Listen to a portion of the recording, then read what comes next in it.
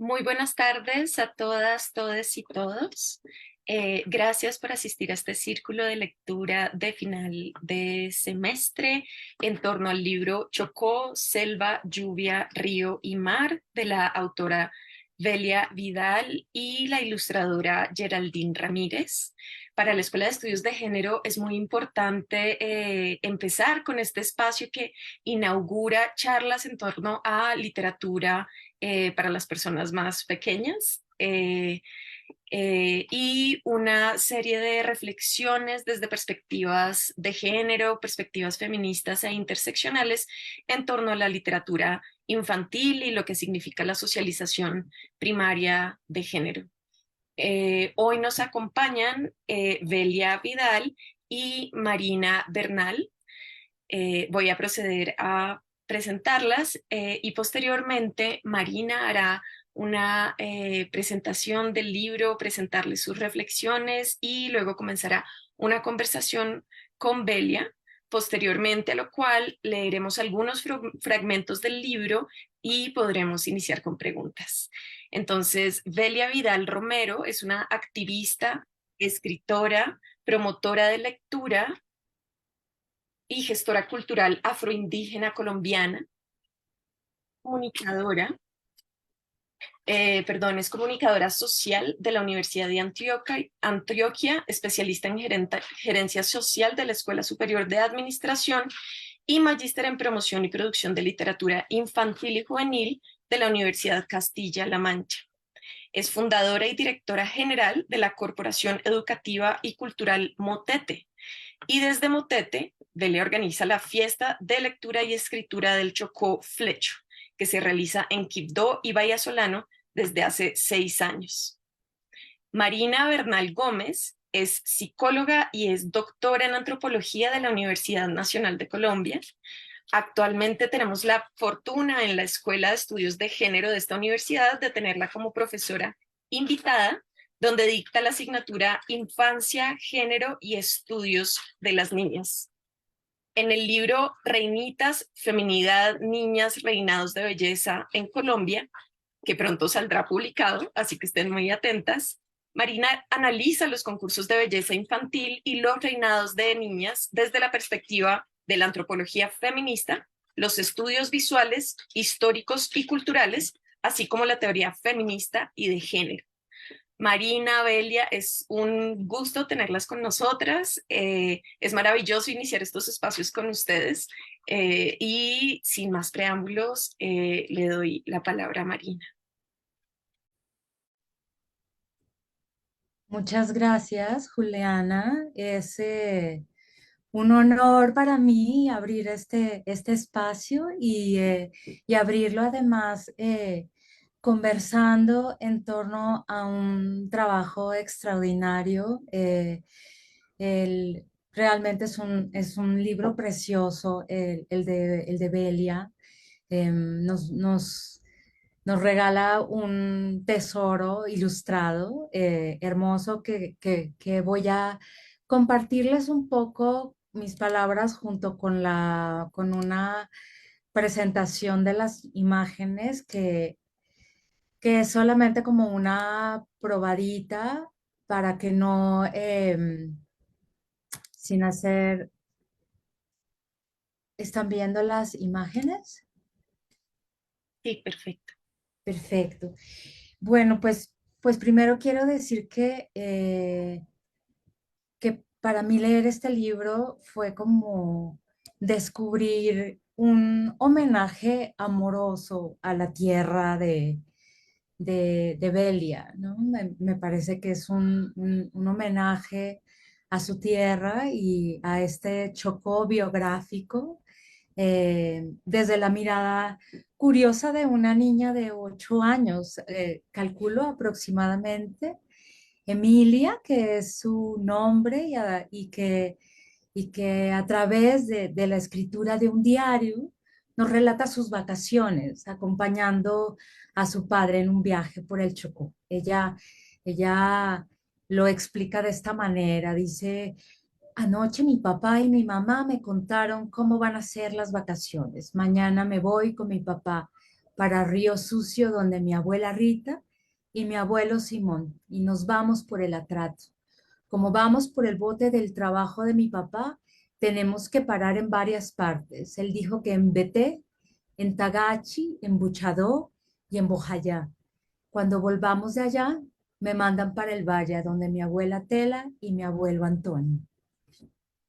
Entonces, este diario, que es un ejercicio de escritura asignada por la seño, su profesora, que tuvo a bien dejarle a la niña una tarea para vacaciones, nos da la maravillosa oportunidad para quienes la leemos de conocer un, un lugar lleno de riqueza, que además está expresado con riqueza de detalles, de uno de los lugares biodiversos más ricos del mundo, ¿no? Que es el Chocó biográfico. Y eh, lo que encontramos ahí es la mirada de una niña quibdoana. Emilia nos permite aprender no solo de los ríos, de la lluvia, del mar, de los animales, de las plantas y de la selva chocuana, sino también de las formas en que las personas habitan ese territorio y la forma orgánica en que se relacionan con el agua. Eh, Belia lo escribe de esta manera. Las comunidades del Chocó biográfico son una con sus ríos. Estos les dan alimento, son su medio de transporte y las comunican con el mar.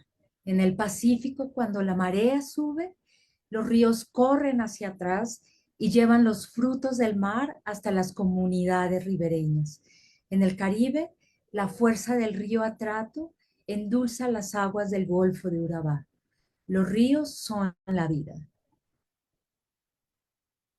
Y, algo que descubrí cuando estaba leyendo el libro es algo que quería compartirles de una manera más orgánica también, y es que cuando lo leía, yo escuchaba esto.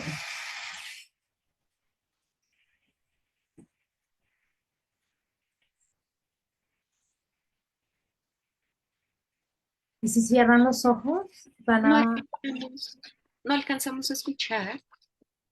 Bien, bueno, es un sonido de la lluvia, es el sonido del agua, como el sonido del mar, el sonido del río. Es un libro que te permite escuchar. La escritura está hecha para leer casi como con música de fondo los sonidos del agua, ¿no? Es como si te mostrara sus diferentes tesituras, sus corrientes, sus mareas, sus intensidades, ¿no? Entonces, cuando leemos podemos percibir la música del agua en todas sus manifestaciones y también es un libro que nos permite escuchar la voz de una niña y el relato de sus descubrimientos y asombros. Pero también es un libro para escuchar, ¿no? Para ser leído en voz alta o que alguien nos lea mientras que mantenemos los ojos cerrados y escuchamos como cuando éramos niñas y niños, niñas, y nuestros abuelos y abuelas nos cobijaban en abrazos de mecedora, ¿no? Entonces creo que es un libro que nos permite descubrir, ¿no? Nos permite descubrir a la gente de mar y saber que hay gente de mar y gente de río, que hay oficios, que hay modos de vivir y que hay formas de trabajar y de comer y de descansar y de celebrar que son propios de esas personas y de cada lugar que Emilia visita en su travesía. Y además es un libro para descubrir un universo de colores impresionantes que, que son recogidos de una manera muy bella por Geraldine Ramírez, la ilustradora, y que además está lleno de colores, ¿no? De formas, de perspectivas, de tramas. Y también es un libro que nos permite descubrir el Chocó, ¿no? Desde una experiencia situada de una niña de 8 años y también los aromas y los sonidos y sensaciones y afectos que ella experimenta y que nos alborota también la imaginación a quienes estamos leyendo y la curiosidad por saber cuánto de Emilia nos habla también de Belia, ¿no? La autora de este libro. Y bueno, aunque el centro del relato de Emilia no es específicamente eso, el libro también nos comparte el impacto que ha tenido el racismo estructural e histórico hacia las comunidades negras e indígenas en Colombia y cómo ha afectado particularmente al Chocó y ha hecho que prevalezca un acceso precario a servicios públicos y básicos. Nos habla de los dolores que habitan este territorio, que han sido causados por el conflicto armado y la violencia y las crisis migratorias y la deforestación y la afectación de los cuerpos de agua, pero también nos habla de la belleza pedagógica de un padre que le enseña a su hija la importancia de la memoria. Y eh, cerrando como esta parte, voy a también a decir que si bien este es un libro que está dedicado a los niños y las niñas por su autora, yo considero que un libro infantil como este es en realidad un artefacto para desatar la imaginación, ¿no? A través de todos los sentidos, ¿no? Y también es un vaso comunicante entre niños, niñas, niñes y personas adultas que se permiten entrar en sintonía con este tipo de registros. También quisiera contarte, Belia, que el encuentro con tu libro fue algo un poco mágico, porque me llegó a las manos empacado en una caja que estaba hecha como a la medida y acompañada con una muñeca negra bellísima, vestida con una blusita amarilla tejida en crochet y una pantaloneta y unos zapatos azules. Y entonces esos ojos grandes, ¿no? Con esa melena decorada con cuentitas amarillas, me recordó otra muñeca que yo tenía, que me habían regalado hace años. Y que es elaborada por las mujeres de Choibá, de una organización de mujeres sobrevivientes del desplazamiento forzado, ¿no? Entonces me dio mucha ilusión porque cuando llegó y la vi, eh, pensé qué parecida es a la que yo tengo ahora y resultó que venían de las mismas manos, ¿no? Que Emilia es una muñeca que también cuenta esas historias, ¿no? De resiliencia y de una cosa muy amorosa, ¿no? De construir estas muñecas. Entonces, valoré mucho este trabajo y esta labor y además como quería compartírtelo, ¿no? Que vino a ser parte de mi colección de muñecas, de que tengo muñecas de todo el mundo, muñecas hechas a mano y que también el libro vino a enriquecer mi colección de obras para niñeces no hegemónicas, ¿no? Entonces me hizo mucha ilusión y estoy muy feliz de haber enriquecido mi colección. Y también decirte que este tipo de trabajos me parecen absolutamente potentes, ¿no? Hay un pedagogo brasileiro que se llama Anselmo Pérez que dice como que habla de cómo la pedagogía no se debe referir solamente como a los aspectos formales de la enseñanza formal y de los objetos de la educación formal, sino que, digamos, mirando un poco desde los lentes de género, también hay otras formas muy potentes, ¿no? De desarrollar procesos de aprendizaje que desbordan la escuela formal, ¿no? Y que estas pedagogía se expresan también en estas formas, ¿no? Que son muy poderosas de cómo informar la feminidad temprana y de enseñar otras formas de ser niña, ¿no? Entonces, este libro para mí es una joya porque muestra contiende digamos, a contender una racionalidad racista, clasista y sexista que es la que prevalece en muchos libros y en muchos juguetes, ¿no? Y que llega como a plantear otro relato, ¿no? De lo que merece ser reconocido, valorado, amado, apreciado, ¿no? Y que es muy, muy poderoso, muy potente. Entonces, estoy muy emocionada. Mi niña se sintió feliz con con este regalo. Y también quería como contarte que veo en tu trabajo una enorme potencia en una niña que nombra el mundo, ¿no? Que nombra un mundo que considera que merece ser narrado y que además estaba representado muy bellamente, ¿no? Y que permite que otras niñas afrocolombianas se reconozcan, ¿no? En esa representación y no solo afrocolombianas, ¿no? Afro en la diáspora. Y me quería preguntarte un poco en esta misma línea, como, pues, ¿qué representó para ti? ¿Qué representa para Beli escribir un libro protagonizado por una niña afrochocana y cuánto de la niña Belia, de su historia, de sus afectos, de sus juegos, de su propio diario, si existió, si lo tuviste, está expresado en el relato de Emilia.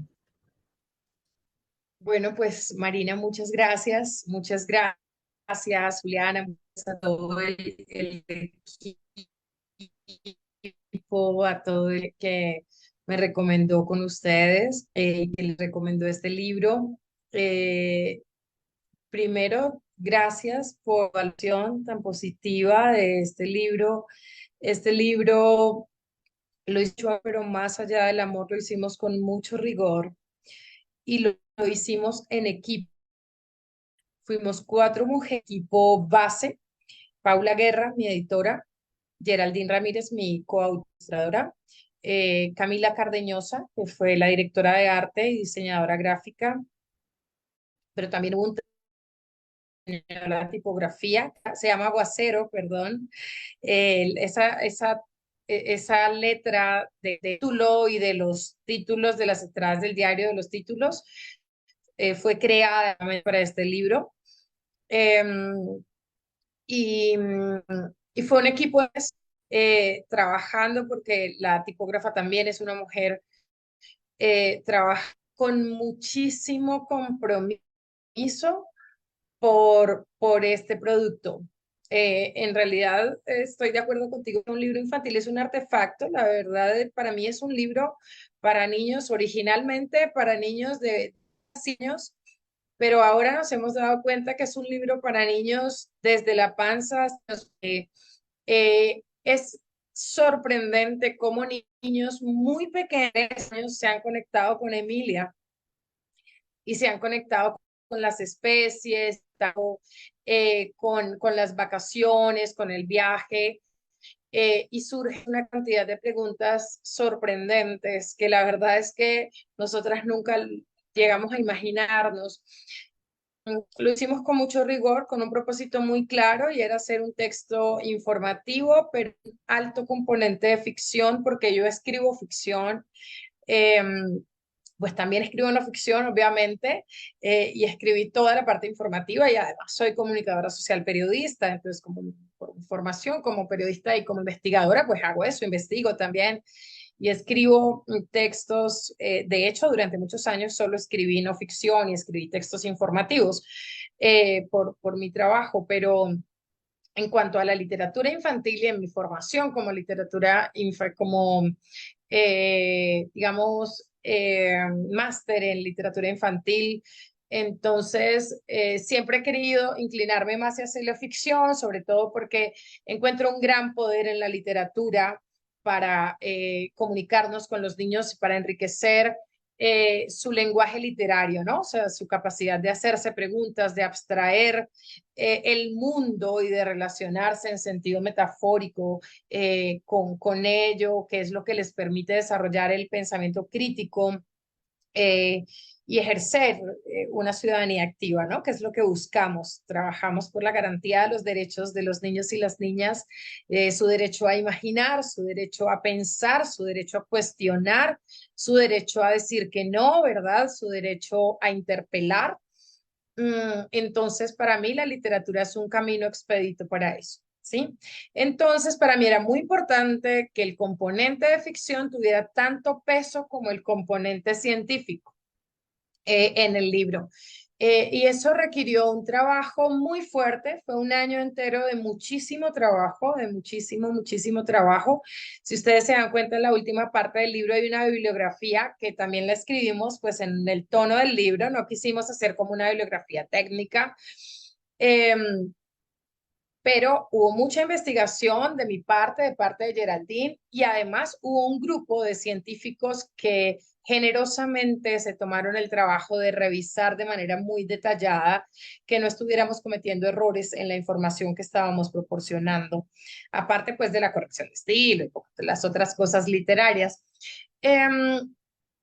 A ver, yo siento que yo no soy Emilia, aunque tenemos muchas cosas parecidas, por supuesto, pero Emilia es una niña mucho más extrovertida que yo. Yo soy más introvertida que Emilia, aunque no parezco tanto porque hablo bastante y estoy en estos espacios, pero yo no disfrutaría tanto la interlocución con otros como Emilia. Emilia es una niña que lo disfruta más. Yo no iría a una escuela de música, nunca fui a una escuela de música. Emilia sí es una niña que va a una escuela de música. Em, y bueno, yo no patinaría, no sé patinar. Emilia sí patina, Emilia corre, Emilia salta, Emilia juega. O sea, Emilia es una niña muy activa, eh, muy espontánea. En eso sí nos parecemos. Emilia dice lo que piensa sin problemas y si no quiere jugar con el hermano, no quiere, y si no quiere que la toque porque está pegajoso, no quiere. Eh, y dice si quiere ir a ver los chupaflores y bueno, y dice las cosas como las piensa y como ella cree que son. Eh, y, y bueno, sí nos parecemos también en la cercanía con la familia. Emilia es bastante familiar, le gusta estar con el papá, la mamá, conversar con ellos, con los abuelos, pero también le gusta mucho la calle, ¿no? Y jugar en la calle, jugar Jamie, jugar en la calle de los abuelos en los caminos en Río Sucio. Yo era menos callejera que Emilia. Emilia es bastante callejera. Em, pero por supuesto tenemos en común que amamos la naturaleza chocuana, que nos conectamos con la naturaleza, que observamos la naturaleza, que admiramos la belleza totalmente. Nunca tuve un diario como el de Emilia. Sí tuve la seño Bella Paz. Esa sí fue mi maestra y fue una maestra muy importante para mí, que era además mi maestra de español. Y a la que le debo como una apreciación, un aprecio especial por mi lengua, ¿no? Em, y, y nada, yo me siento muy, muy feliz con el resultado de este libro porque yo, digamos, en mi apuesta como activista antirracista, escribo mi columna de opinión cada semana en la revista Cambio y hago talleres con maestros y escribí un ensayo que se llama Para vernos mejor, que es sobre la representación afro en la literatura infantil. Y todo esto siento que es importante, pero yo creo que un libro como este es lo más genuino, porque sin ser moralizante, realmente nos iguala y permite que haya una universalidad. Es decir, un niño de Medellín, un niño de Alemania, un niño de Estados Unidos, un niño blanco mestizo, un niño indígena, se siente tan enamorado de Emilia, tan identificado a Emilia como un niño o una niña del Chocó.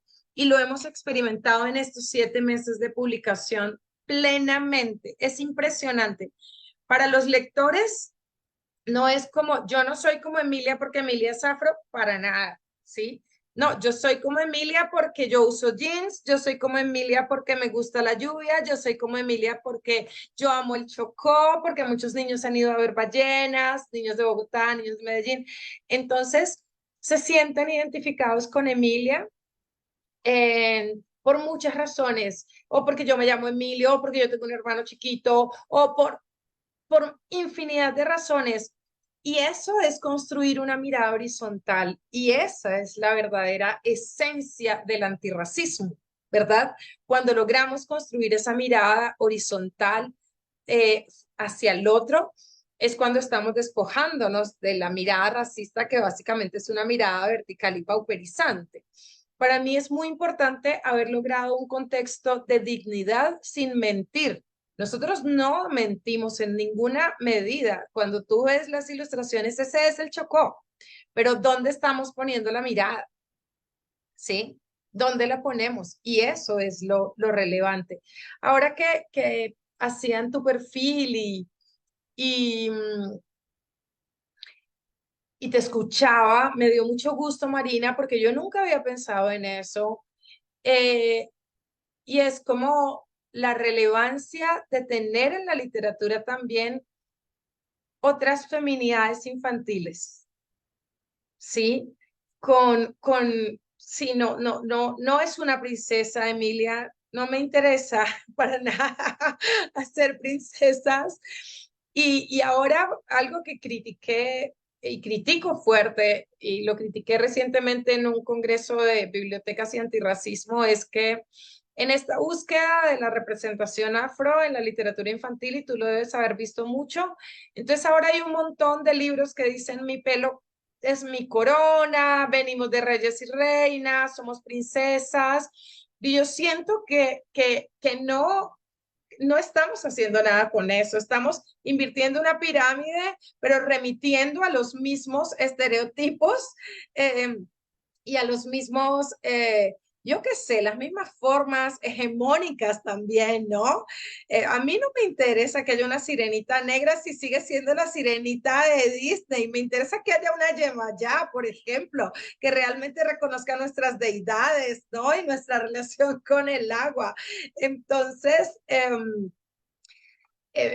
siento que es muy bello eso, ¿no? Es otra forma de ser niña. ¿Cómo se es niña siendo afro en el Chocó? Pues como es Emilia, nada más, ¿verdad? Y eso no es exotizante, no hay una cosa, nadie se sorprende del pelo de Emilia, como hoy me dijeron en el ascensor, horrible. Me dijeron, ay, qué chino tu pelo, qué chino, y me insistían como, qué lindo, yo quiero un pelo como el tuyo, ¿por qué Diosito me hizo así? Yo quería como tirarla del ascensor, pero no, estaba cerrado. Pero entonces es como, no tenemos que hacer eso. No es como cuando vas al Chocó y le tomas fotos a los niños afro porque dices, ay, qué niña tan linda, tan rara. Como me dijo una señora ayer acá en Guadalajara, es que yo quiero un niño negrito para mí. Eh, que esas cosas me descomponen un montón, se podrán imaginar. Y bueno, y me parece lindo como poder escribir de manera auténtica y genuina esas otras niñeces.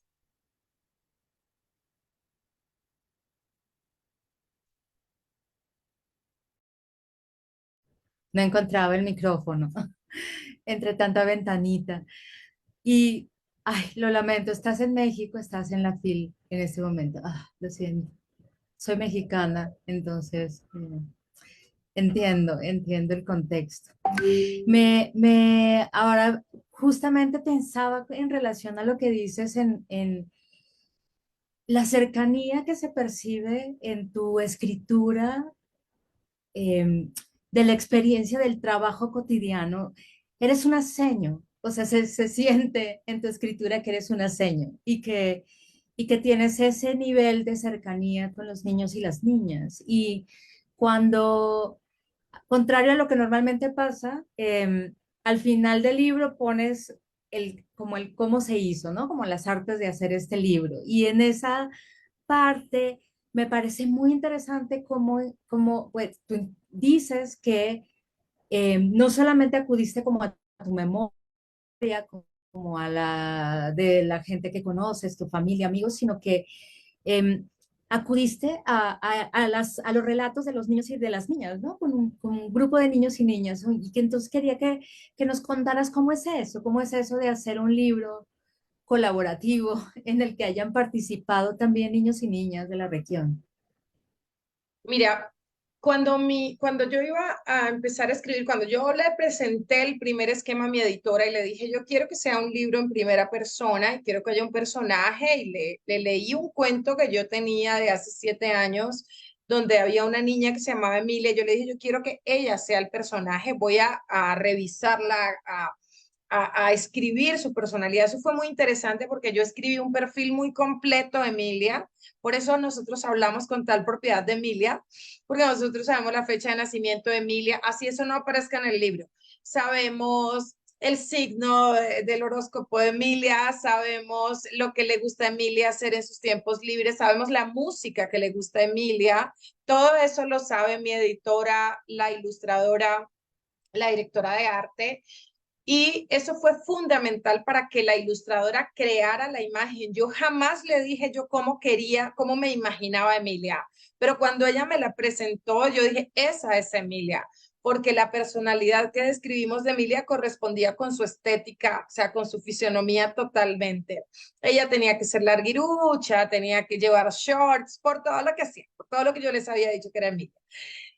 Y eso fue genial porque eh, eso nos permitió a todas tener el personaje, apropiarnos del personaje y decíamos, eso no lo haría Emilia, ¿sí? O esa respuesta no la daría Emilia, o eso sí lo diría Emilia, ¿sí?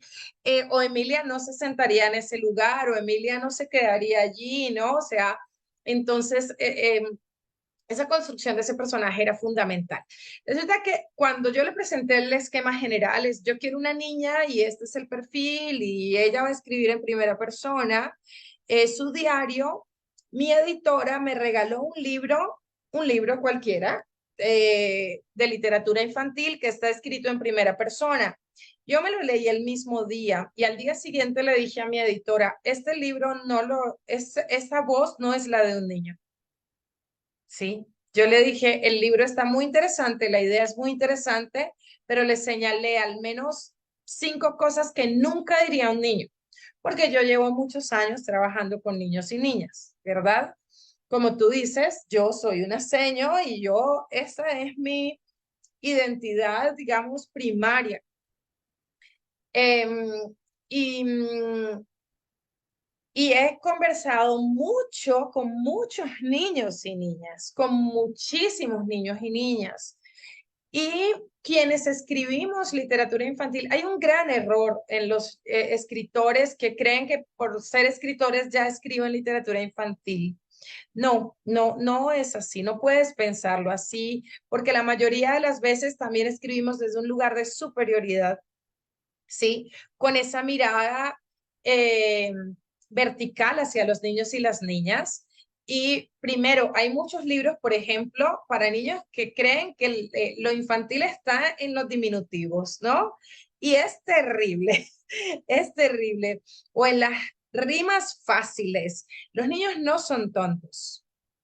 Los niños no son tontos. Los niños son absolutamente inteligentes y comprenden tanto como tú les entregues, todo lo que tú les entregues.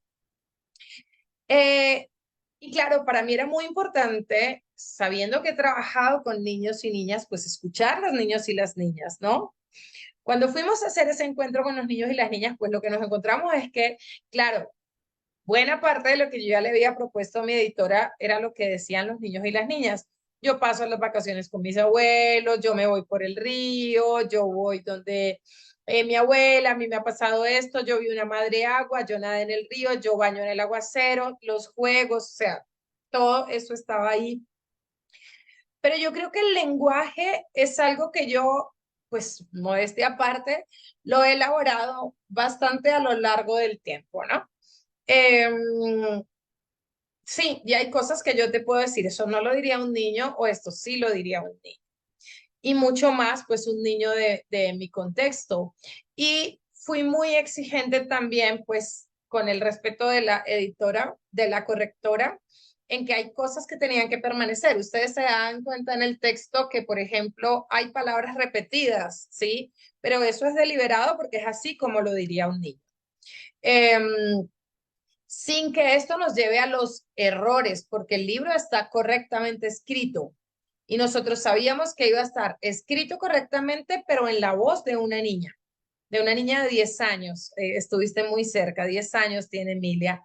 Em, y sobre todo es muy importante de en qué pone la mirada una niña. Entonces, una niña no va a hacer la reflexión, por ejemplo, sobre el racismo estructural. Entonces, era algo que yo quería que estuviera en el libro, pero tenía que estar en la parte informativa. Imagínense a Emilia diciendo, y eso es, por ejemplo, ella dice, esta semana no llovió casi y había gente quejándose porque no tenía agua. Nosotros sí tenemos, porque nosotros tenemos un tanque subterráneo. Eso es lo que dice un niño. Pero claro, yo luego en la infografía digo, la voz, digamos, la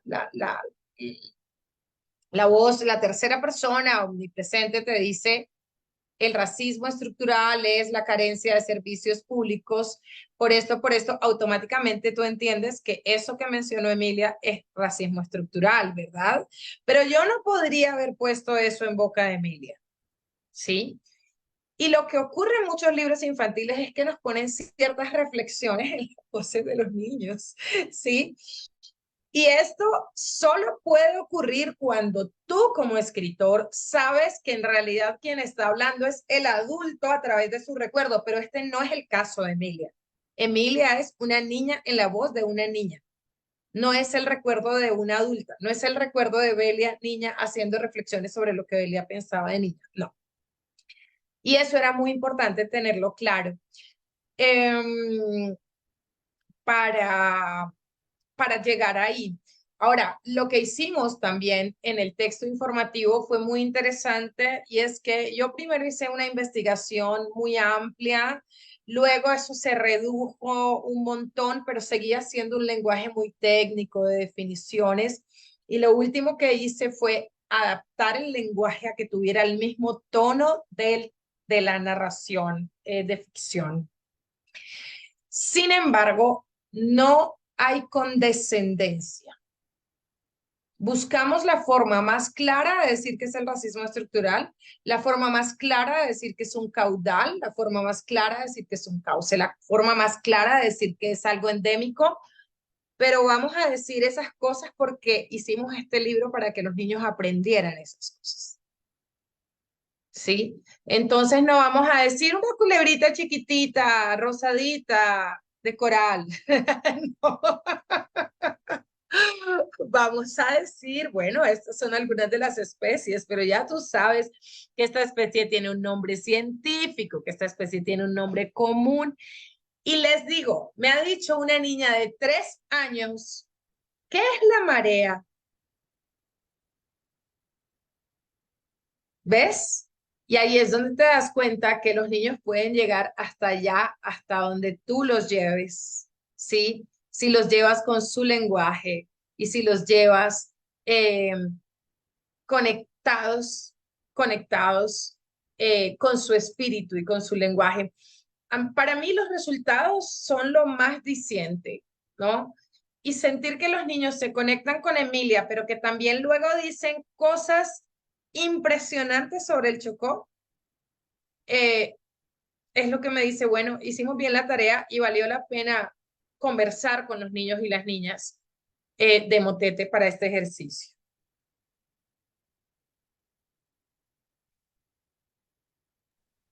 Pues se nota que hubo mucha participación de niños en el, no sé si se escucha, ¿se escucha? Sí, Ah, perfecto. Entonces, ahora, preciso cuando estabas hablando, me,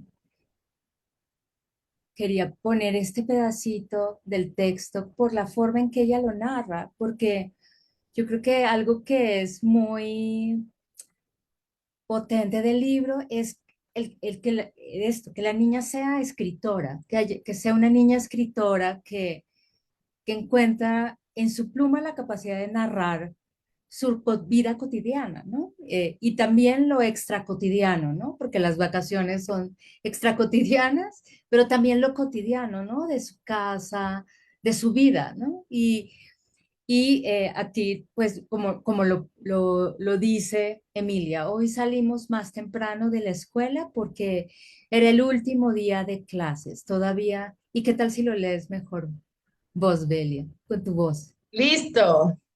Hoy salimos más temprano de la escuela porque era el último día de clases. Todavía no era la hora en la que el sol es más amarillo.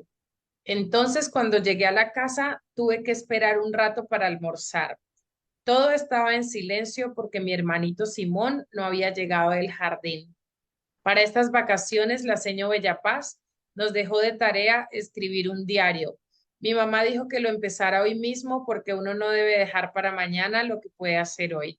Ella siempre repite lo mismo. En la tarde fui a la escuela de música y al terminar la clase el sol estaba anaranjado. Era un atardecer de los que se parecen a un lulo chocuano. Cuando mi papá y yo íbamos hacia la casa, se largó un aguacero duro. Hermoso, hermoso.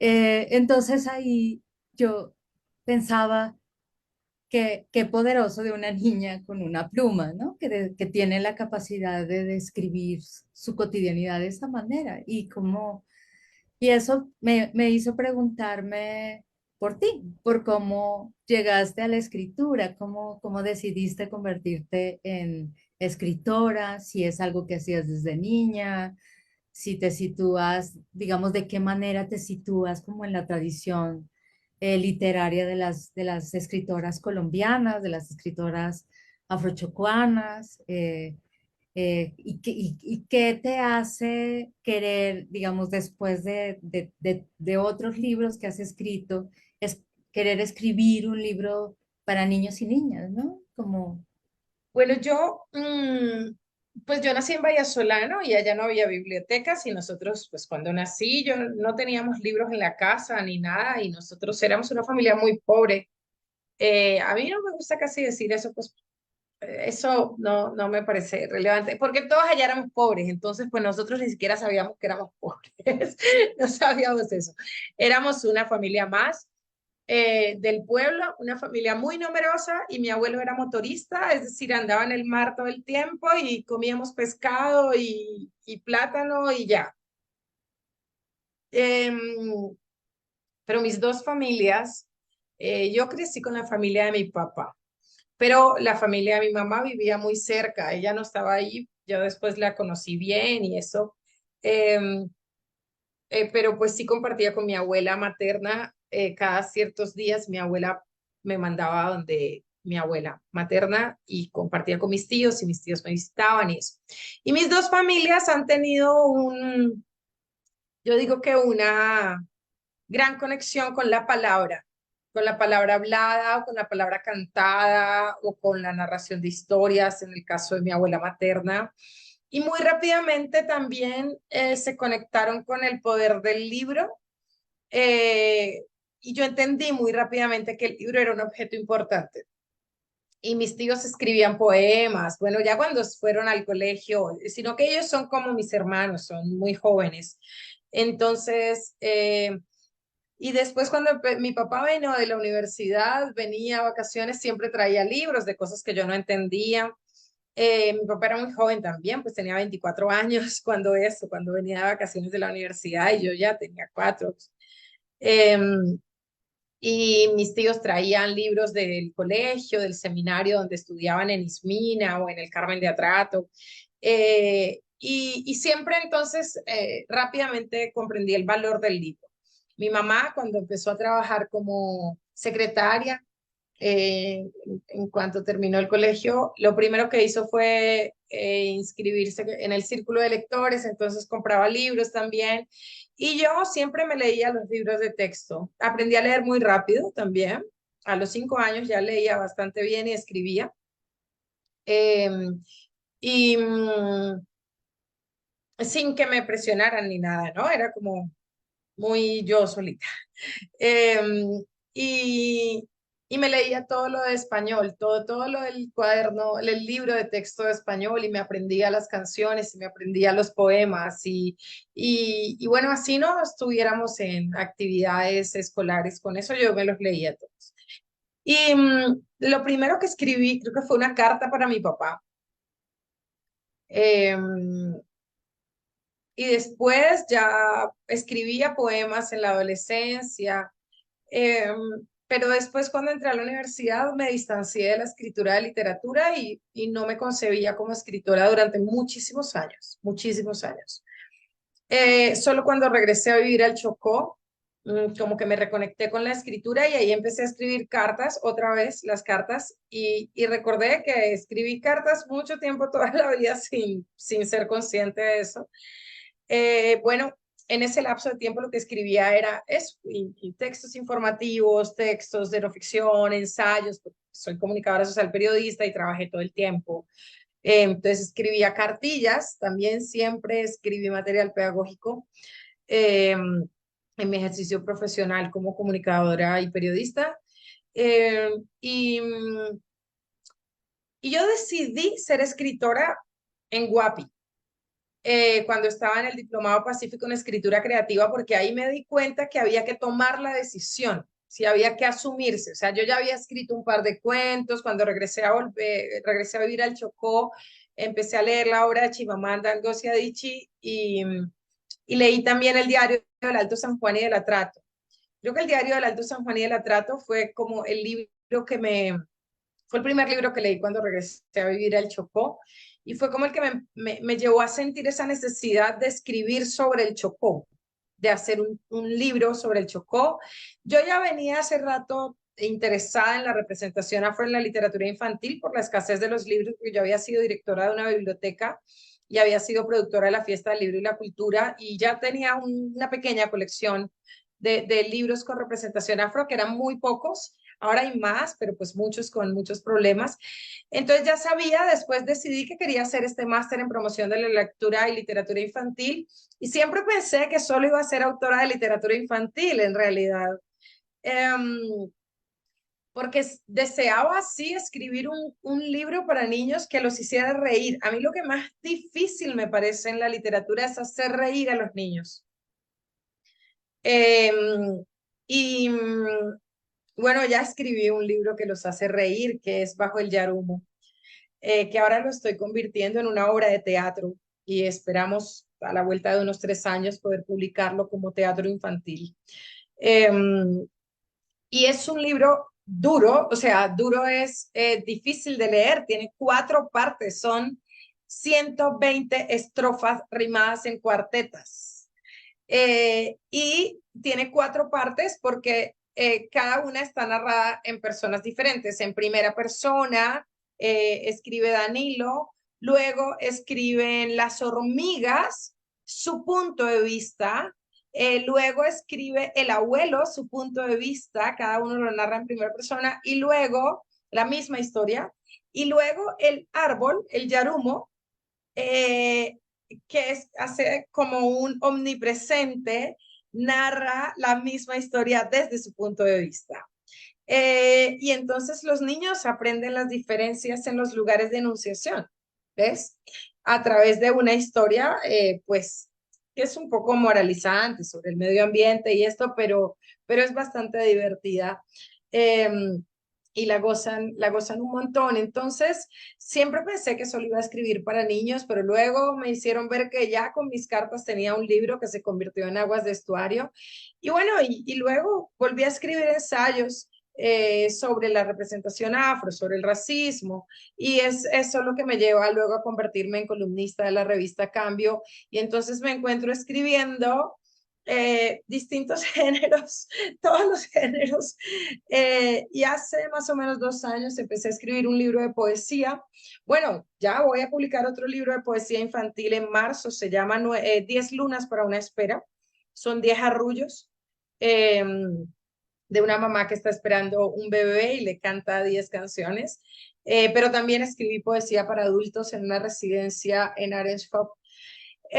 De modo que yo siento que cuando me reconecté con la escritura, me reconecté como con toda. Así que era algo que estaba ahí y bueno, tengo una proyección de libros eh, por un largo rato, ya algunos firmados, los contratos, algunos terminados, los textos, bastantes. Eh, de hecho, lo que voy a publicar el próximo año es un texto que escribí hace 5 años. Es decir, desde que me reconecté en el 2016 con la escritura, yo no he dejado de escribir. Cuentos para adultos, cuentos para niños, poesía infantil, poesía, ficción, no ficción, como resultado de mis investigaciones también. Estoy ya terminando una novela. Y tengo la fortuna también de estar traducida al alemán, al inglés y sí, al inglés ya estoy traducida, pero ahora sale Aguas de Estuario y al portugués también. De modo que yo siento que sí hay que tomar la decisión en algún momento porque esto es un trabajo, esto es un oficio y tienes que organizarte y tienes que formarte y tienes que invertir en tu oficio. Eh, y invertir recursos de toda clase, de tu tiempo, tu lectura, pagar profesores también para estudiar. Eh, y sobre todo cuando escribes literatura infantil, yo creo que los niños exigen, yo insisto siempre, la literatura infantil no es literatura superflua ni tonta, exige muchísimo. Y hay que hacerla con mucho respeto. Si tú realmente respetas y valoras las infancias, tienes que ser muy responsable porque sabes lo que significa un libro para los niños y las niñas. Eh, y pues escribir sobre el Chocó para mí, pues primero yo escribo todo el tiempo sobre el Chocó porque es el mundo en el que vivo, en el que nací, en el que crecí, en el que está mi familia, el lenguaje que conozco, mi lenguaje original, ¿no? O sea, es el paisaje chocuano, mi relación con el entorno, pues es lo que me permite enunciarme en el mundo, ser una mujer afro, tener también raíces indígenas.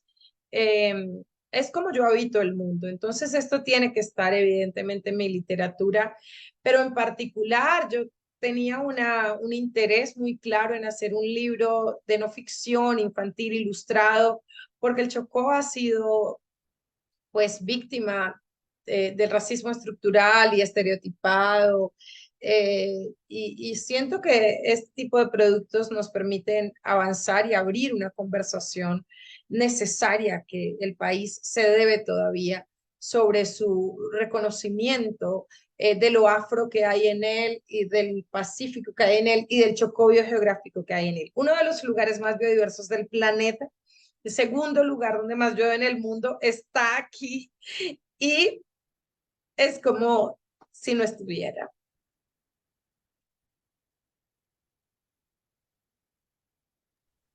Sí, me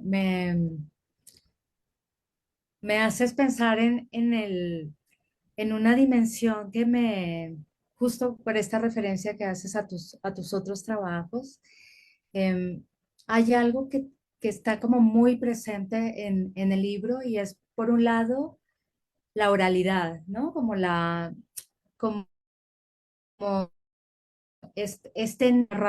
narrarse, que digamos, Emilia se escribe, pero está escribiendo lo que escucha, ¿no? Las historias que ha escuchado, lo que le cuentan, ¿no? Y es como, es esta, digamos, te transmite esta experiencia de una cultura que es contada, que es narrada más que escrita, aunque ella la está escribiendo, ¿no? Y hay una presencia también como una cuestión permanente del cuidado, colectivo, ¿no? Como de la interrelación de las personas y del cuidado de Emilia, ¿no? Que no la cuida solamente su familia, la cuida la señora a la orilla del río, ¿no? Es un cuidado colectivo, un cuidado de entre niños y niñas, un cuidado de adultos y niños y niñas y un cuidado también como entre especies humanas, no humanas, ¿no? Como una comprensión del mundo como sistémica, ¿no? Y eso es como estas redes de agua, ¿no? Esta narración que se hace del agua es también esta imbricación entre los seres que habitan ese territorio y las prácticas de cuidado que hay en esos vínculos. Entonces, digamos, por supuesto, destaca el cuidado del papá, ¿no? Que está como guiándola y llevándola como a ese reconocimiento, dándole como pautas, pistas, ¿no? De cómo hacer, de cómo aproximarse. Me llamaba mucho la atención como decía, no, mira, míralo de lejos, los huevitos, porque ya nacieron, no te puedes acercar ahora, ¿no? Es como también un aprendizaje del cuidado, del cuidado hacia el entorno, ¿no? Y eso me hace pensar en parte de lo que tú mencionabas ahora sobre la enorme responsabilidad de escribir sobre el otro, ¿no? Y sobre lo que hay que cuidar en la forma en que representamos tanto gráficamente como de manera escrita, ¿no? Y cómo me acordaba de que yo te escuché en no me acuerdo exactamente en dónde, hace tiempo, y aludías a algunos libros que lo que hacían era reproducir discursos sexistas y racistas digamos, hacías una crítica, ¿no? De cómo se representan las personas racializadas del- de la responsabilidad que hay que tener en la forma en que plasmas en un texto o en una imagen a un otro, ¿no? Y tú dices, yo escribo de lo que vivo, de lo cotidiano, de un entorno que conozco porque me ha hecho, ¿no? Y, y ya después encontré en internet un texto que, por cierto, recomiendo, me parece imprescindible, absolutamente pedagógico también, en el que haces me parece que se llama como una crítica no, el racismo en esta herida llena de peces, que es una crítica a un libro y me parece que es fundamental, ¿no? Como para poder entender lo que significa, digamos, cómo se materializa ese racismo eh, en la representación, en el texto, en la imagen, ¿no? Con estos elementos de exotismo o de precarización o como una serie de estereotipos, ¿no? Entonces ese texto me parece imprescindible, ¿no? Hay que leerlo. Y creo que además digamos, me llevó a pensar pues en lo que yo trabajo, ¿no? Que son en los estudios de las niñas y en cómo cuando se trabaja en relación a la niñez y a la infancia, digamos, desde una mirada interseccional y feminista, es importante leerlo de manera imbricada con estos elementos que tú apuntas, ¿no? De qué manera se representa la infancia y en particular a las niñas, ¿no? Me hacía pensar tu texto y tu reflexión. Y decía como, me gustaría preguntarte específicamente sobre eso, sobre cómo tú eh, piensas que se está haciendo esta representación de niños y niñas en la literatura, ¿no? Y de qué manera ustedes trabajaron, tú y con la ilustradora, y ahora entiendo que había un equipo más amplio, ¿no? para que esto, que estas apuestas políticas, éticas y estéticas que has mencionado se expresaran tanto en el libro como en la muñeca, ¿no? Porque además es... Sí, sí. Bueno, lo primero es que sobre la oralidad quiero decir algo y es que yo he sido muy crítica de esa reducción que muchos usan de que el afro es oral, ¿sí? Y yo digo, sí, hemos sido orales y tenemos un poder en la oralidad, pero tenemos que entender que eso viene también del paradigma del hombre blanco. Nos fue negada la posibilidad de ser letrados y eso estaba solamente permitido a las clases altas y blancos, ¿no? Y a hombres blancos, además, no solamente no afro, sino también no mujeres, ¿no?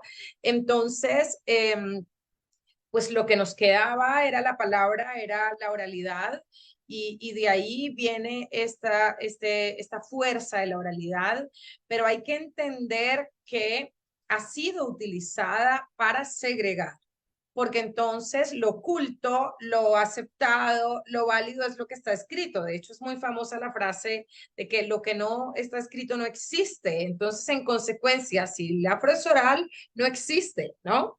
Entonces, lo que yo he planteado y he dicho hace muchos años es que necesitamos, claro, seguir haciendo la oralidad y seguir hablando y hablar de oralitura y entender la oralidad como parte de la literatura, pero necesitamos escribir y por eso me da mucho gusto que en este libro se sienta la palabra porque sí está en nosotros, pero tenemos que escribirlo. Si yo cuento esto 1000 veces, no lo voy a contar igual, ¿sí? Y va a ser efímero y si queda en una canción no va a ser igual a que exista este libro, ¿verdad? Porque además entra al canon y por fuerte que sea, nos toca estar ahí, porque si no, no vamos a poder torcer las realidades. Entonces, esa realidad tenemos que ser capaz de escribirla, de ponerla en evidencia en la escritura, ¿verdad?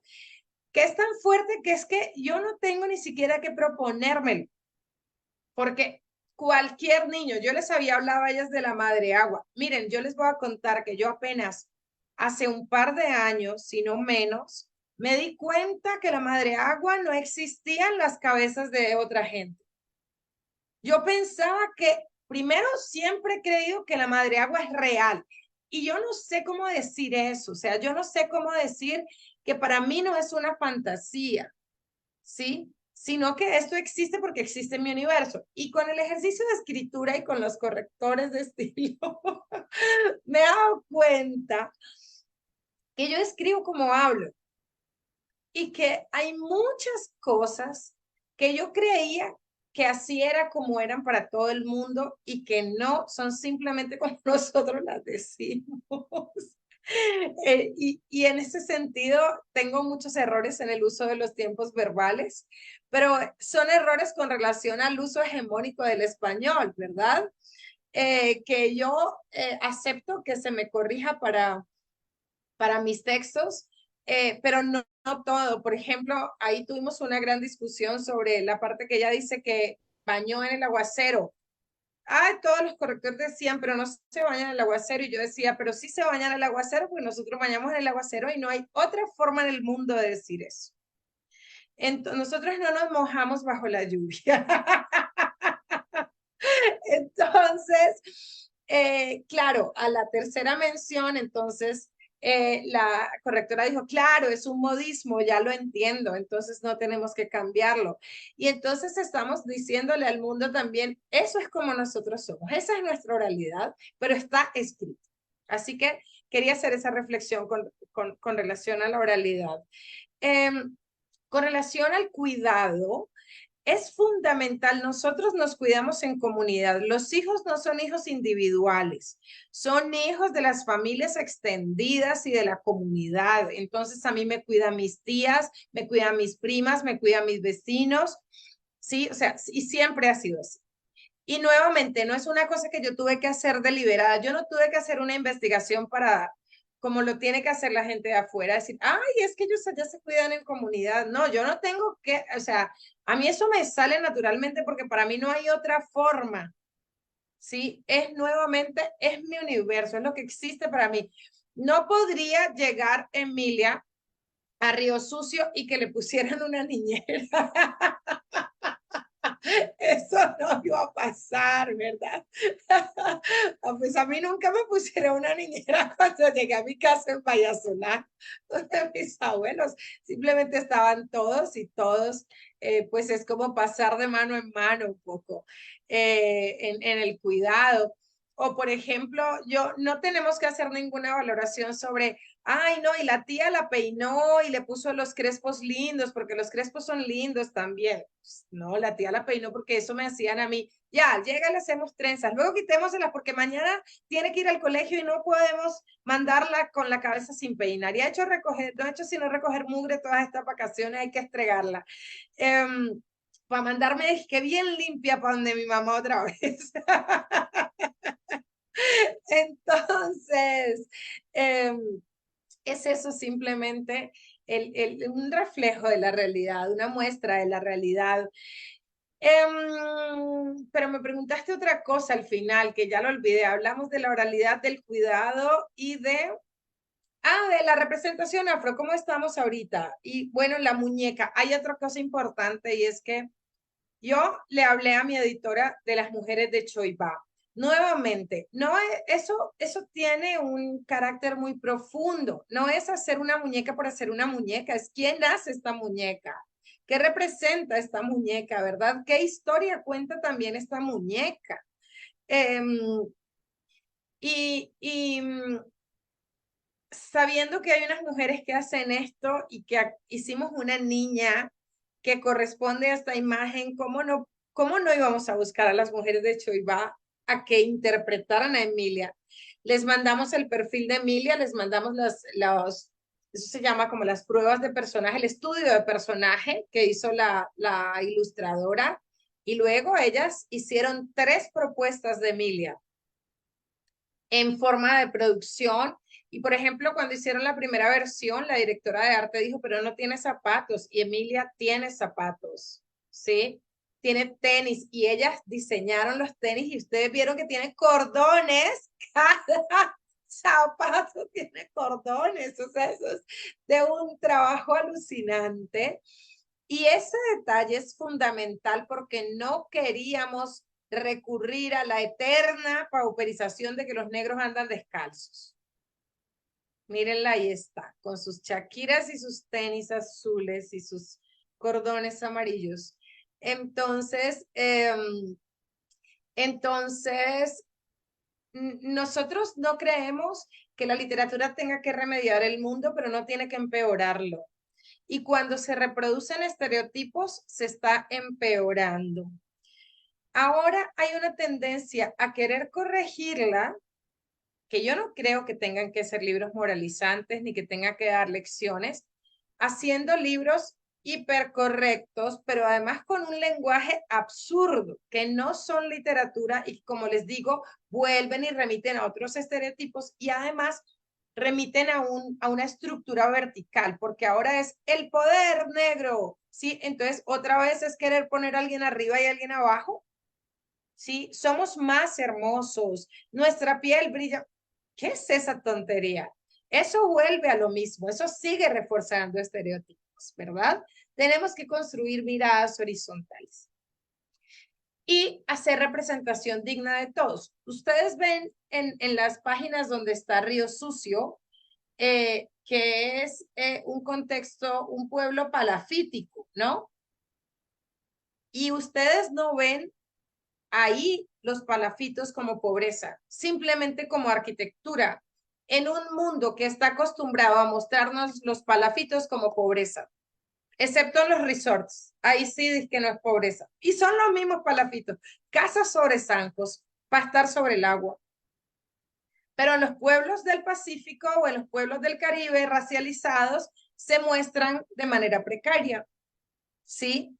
Entonces, la literatura tiene que ser capaz, vuelvo e insisto, no de corregir el mundo, pero tampoco de empeorarlo. Y esa sí es una apuesta política.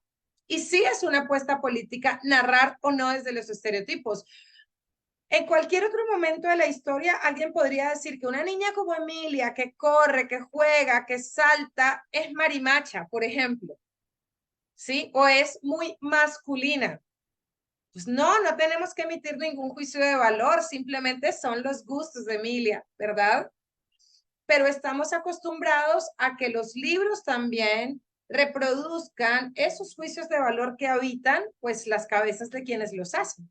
Hay un libro que a mí me gusta, o bueno, me gustaba o me ha gustado, porque es un gran autor colombiano que es Jairo Buitrago.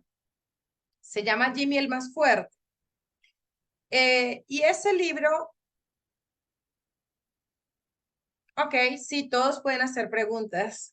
Y ese libro de Jairo Buitrago, que tiene unas ilustraciones maravillosas, maravillosas de Rafael Jokten, que es un gran ilustrador. A mí me parece que es una gran historia. Y entonces empieza una descripción donde dice cómo es el pueblo de Jimmy, ¿sí? Tiene una sola iglesia, tiene calles destapadas, tiene no sé qué. Y luego dice, es un pueblo pobre. No había ninguna necesidad de sentenciar que calles destapadas, tener una sola iglesia, tener casas de un solo piso, o no recuerdo las descripciones, significaban pobreza, porque la pobreza es una construcción que viene de otro lado, no de que haya una sola iglesia o de que las casas sean de un solo piso. ¿Sí? Es una construcción de una suma de cosas, además bastante clasista. Entonces, ¿por qué no remitir solamente a las descripciones sin hacer juicios de valor sobre eso que estamos viendo? Entonces, para mí, por ejemplo, eso, claro, mi pueblo siempre ha tenido una sola iglesia, ha tenido calles destapadas, pero es hermosísimo y como les dije al principio, nunca nos sentimos pobres, ¿sí?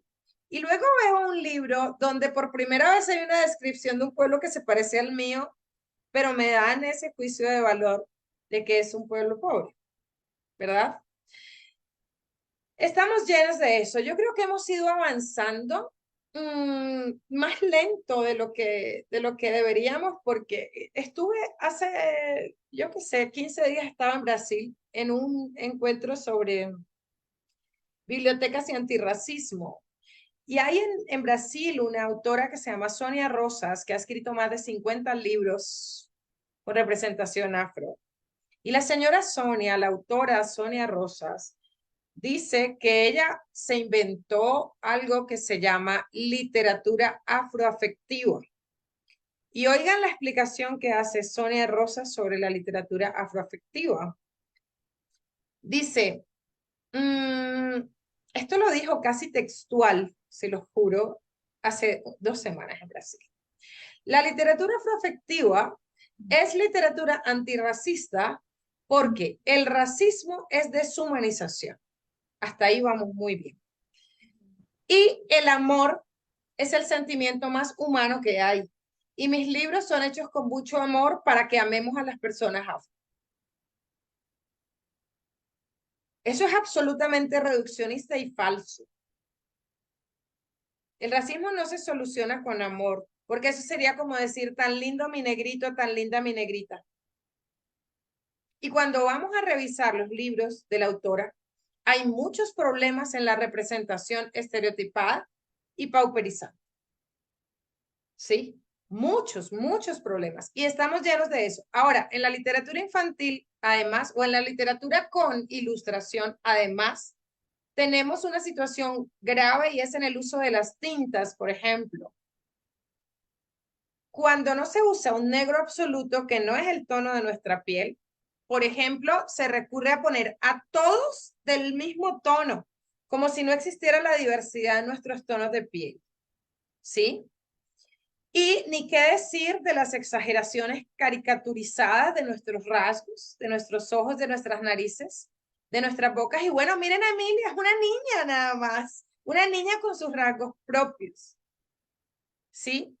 como cualquier otra niña de cualquier otro lugar del planeta. Y en otro lado tiene otro peinado, cuando le sueltan el pelo y cuando le cogen una cola, ¿verdad? Como nos pasa a todos y todas en la vida real. Yo no sé si respondí tu pregunta, Marina. Estás silenciada. Absolutamente, pero no me podía resistir a compartir lo que estabas diciendo. Eh, Me tomé prácticamente hora y media de esto conversando contigo porque me parecía eh, un, un lujo poder hacerlo, pero yo voy a cerrar esta parte para poder dar oportunidad para que las personas puedan leer fragmentos de tu libro y puedan disfrutarlo tanto como lo disfruté yo.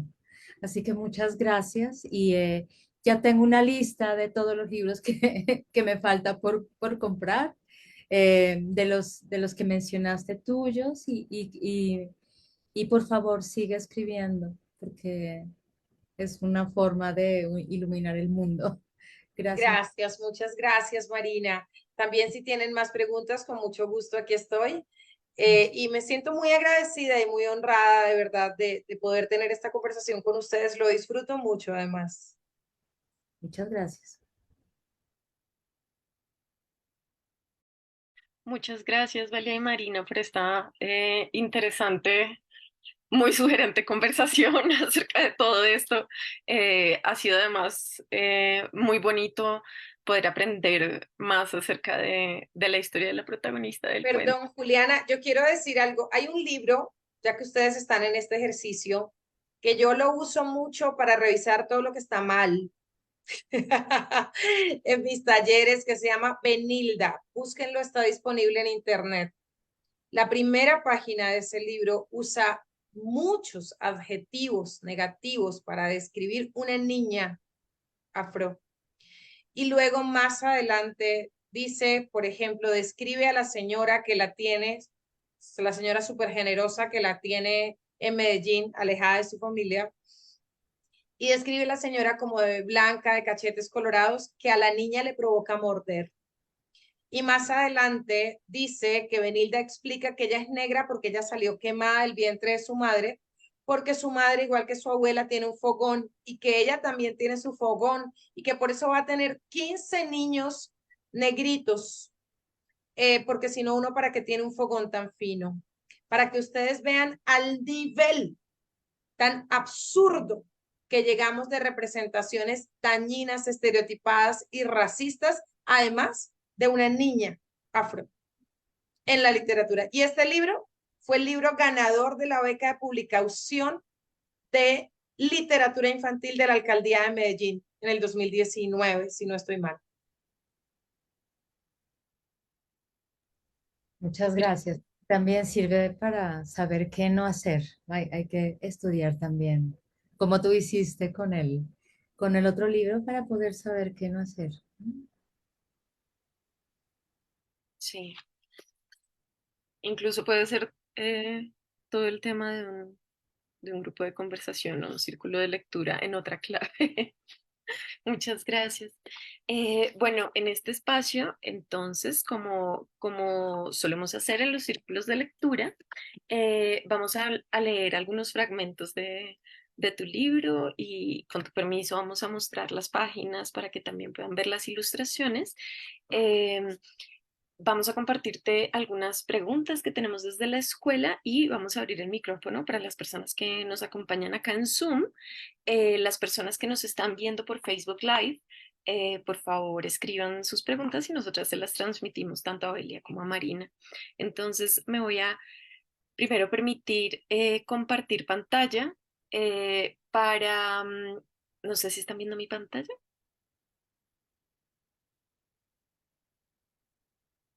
Sí, sí se ve. Gracias.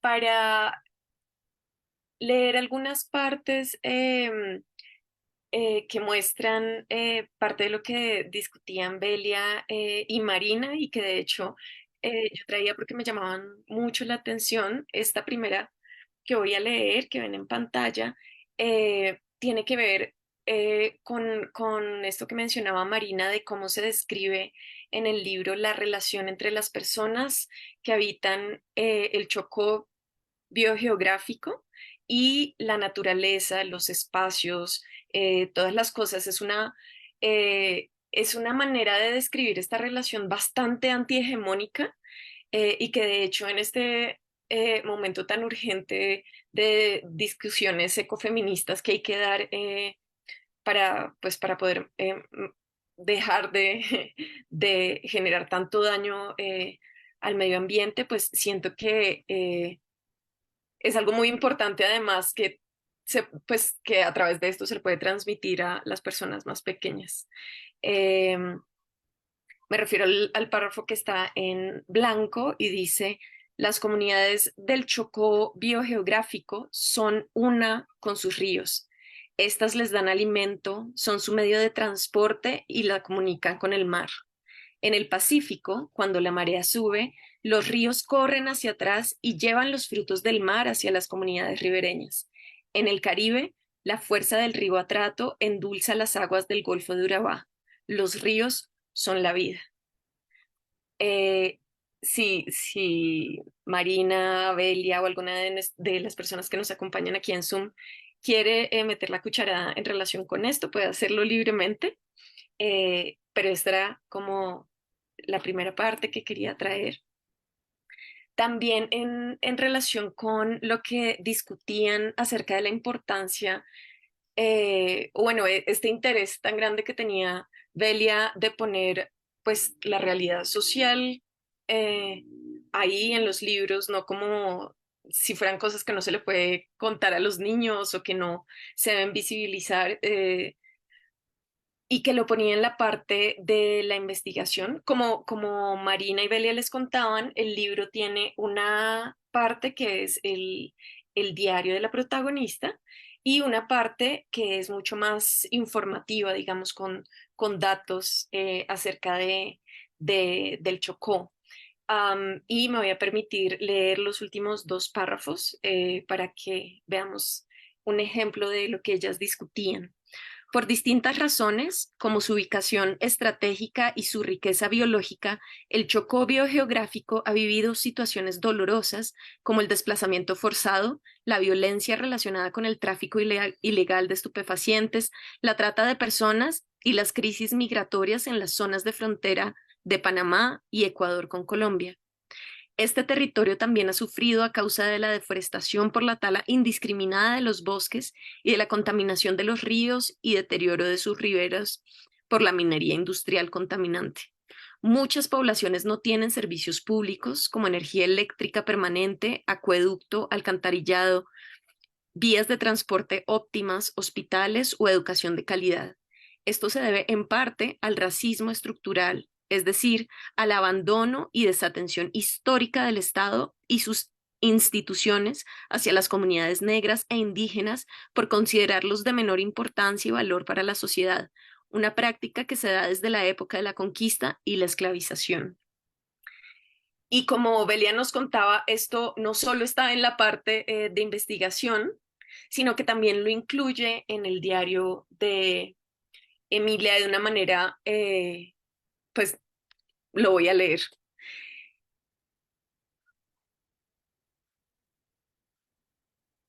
Perdón, esta semana casi no llovió y la gente se quejaba por eso. En mi casa no nos quedamos sin agua porque hay un tanque subterráneo. Am, de una manera muy Puedes, sencilla, puedes leer también la parte donde ella habla de la masacre de Bojayá. Eh, precisamente eso estaba acá. Viene con una pregunta. Dale. No sé si quieres que la aborde de una vez. Sí, sí, sí, para que hablemos de lo del racismo estructural y lo de abordarle el conflicto. Perfecto. Entonces, algo que a mí me llamó muchísimo la atención y que me iluminó, que tu intervención al principio, hablando acerca de las niñas, las niñas y los niños como sujetos de derecho, pero con derechos a interpelar, a preguntar, a averiguar, a asombrarse, a decir que no, a tener derecho a conocer también la realidad en la que viven, la realidad del país, bueno, un sinfín de cosas que no suelen estar muy asociadas con la niñez en general. Eh, esta intervención me dio como luces acerca de varias preguntas que yo tenía, porque yo no asociaba la literatura infantil con poner la presencia, con presentar estas realidades que son tan duras, son tan injustas, generan tanta rabia, que requieren acción. Y una de las cosas que me generó mucho interés fue esta parte que me parece tremendamente valiosa, eh, y que quería preguntarte cómo habías pensado todo esto al incluirlo en un relato que además es tan, como tan sensible, tan cuidado, que por supuesto sabes que quienes lo lean, las personas pequeñas que lo lean, pues van a preguntar al respecto. Y quería saber cuál fue tu pensamiento en torno a esto cuando lo estabas escribiendo, discutiendo si incluirlo, si no incluirlo, qué te dijeron. Voy a leerlo. De Tagachí viajamos para Bojayá, pero primero arribamos a Buchadó a comprar las panelas aliñadas. Es que a mi abuela Rita le gustan mucho y no podíamos llegar acá sin ese regalo. En Bojayá, mi papá me llevó a la vieja iglesia, donde murió la gente en la masacre. Mi papá dice que el año que yo nací se cumplieron 10 años de la masacre y que él siempre me cuenta para que nunca se me olvide. Claro, eso es un tema complejo que por supuesto lo abordamos. Para mí era claro que iba a estar porque siempre para nosotros está. Es decir, cuando yo viajo por el atrato, que lo he hecho muchas veces, eh, pues allá está la vieja iglesia, allá está la vieja iglesia, ¿sí? O sea, y yo pregunto, ay, ¿dónde está la vieja iglesia? Ah, vamos a la vieja iglesia. Y entramos y está el telón que hicieron las mujeres de Choibá con los nombres de las víctimas, que además aparece ahí en la ilustración también. ¿Y será que los niños no escuchan eso? Claro que lo escuchan. Ellos van también en el bote, ellos van también en la lancha. Todos los días escuchan el noticiero y dicen masacre no sé dónde, masacre no sé dónde, masacre no sé dónde. Entonces, ¿por qué yo voy a hacer un libro informativo de no ficción donde borre esa parte de la realidad? ¿Sí? Ahora, lo que tengo es que dar la posibilidad de que lo hablemos y tengo que narrarlo de una manera que no sea revictimizante para las poblaciones, que eso es fundamental, ¿verdad? Y donde yo invite a las familias, a los lectores a poner la mirada en lo importante. ¿Para qué un papá le puede decir esto a una niña? ¿Para qué un papá puede llevar a una niña ahí? Para la construcción de la memoria. O sea, es que es fundamental la construcción de la memoria. En el párrafo, en la imagen donde hablamos de la población, por ejemplo, se explica de manera muy clara quiénes son los afrocolombianos, ¿no? Descendientes de los esclavizados, ¿sí? Y la discusión, y mi editora me decía, Belia, pero es que es racismo estructural. Y yo le dije, pero yo voy a explicar qué es el racismo estructural. En 2 líneas, sí, soy capaz de explicarlo en 2 líneas. Y soy capaz de explicarlo con claridad. Pero yo no puedo dejar de decirlo. Yo no puedo limitarme, por ejemplo, a ese discurso tan trivial y estereotipado y racista que nos ha hecho creer que somos, estamos en condición de pobreza por nuestra propia culpa. ¿Qué es lo que nos dicen? Es que allá se lo roban todo, es que ellos mismos son ladrones. ¿Ven?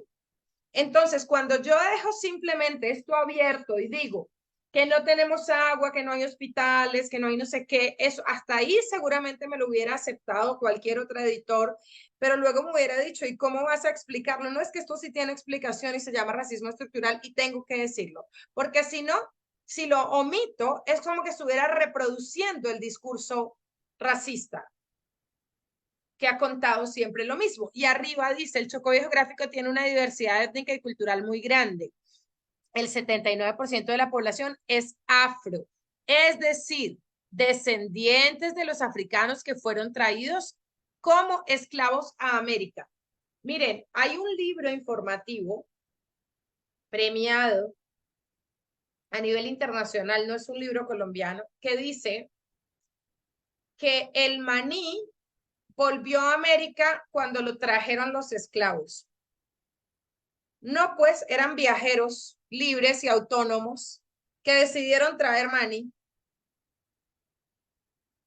Eso es negar una realidad muy tremenda. No, son esclavizados. Tenemos que ser capaces de nombrar que hubo alguien que ejerció eso sobre las personas. ¿Sí? Y esa forma, esa conjugación de la palabra tan simple da una información muy valiosa.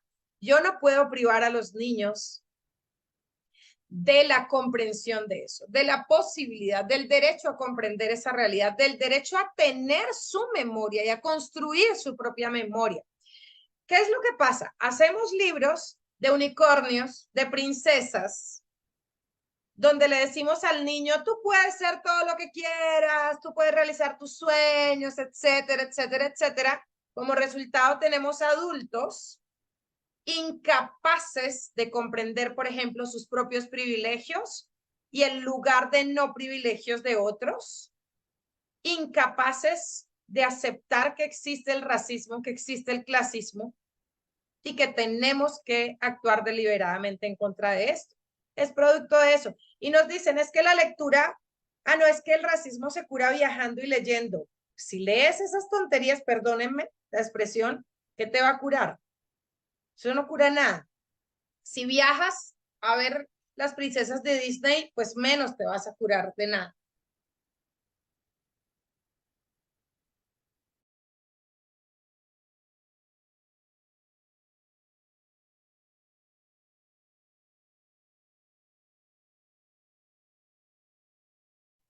No se escuche, Juli. Perdón, estaba hablando con el micrófono cerrado. Muchas gracias por eso, por esa respuesta tan contundente que me parece, además, bueno, esto iba para más tarde, pero eh, escuchándote al comienzo, recordaba la manera en que alguien habló de tu trabajo este lunes en el lanzamiento de este libro que es la traducción de el primer capítulo de eh, Misogynoir Transformed y es la primera traducción al español que tenemos. Lo lanzamos el lunes y precisamente no solo aborda todas las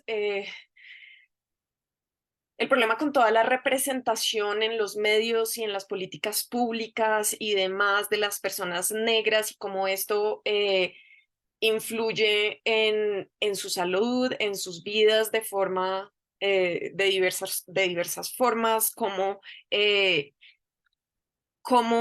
hecho es importante entender el racismo que cae sobre las mujeres negras como algo que no es simplemente racismo y por el otro lado el sexismo, sino que se conforma de una manera muy especial porque son mujeres negras y que toma todos unos visos muy particulares y que genera unos tipos de opresión y de violencia muy particulares, pero también Moya Belli en este libro habla de la alquimia digital y son formas de resistencia de mujeres negras en Estados Unidos, de resistencia a estas representaciones que hacen los medios hegemónicos y que replican toda esta negra misoginia, como ella la llama, esta intersección, a este tipo de opresión que viven las mujeres negras. Y la invitada para conversar este texto, que de hecho trabajó en la traducción,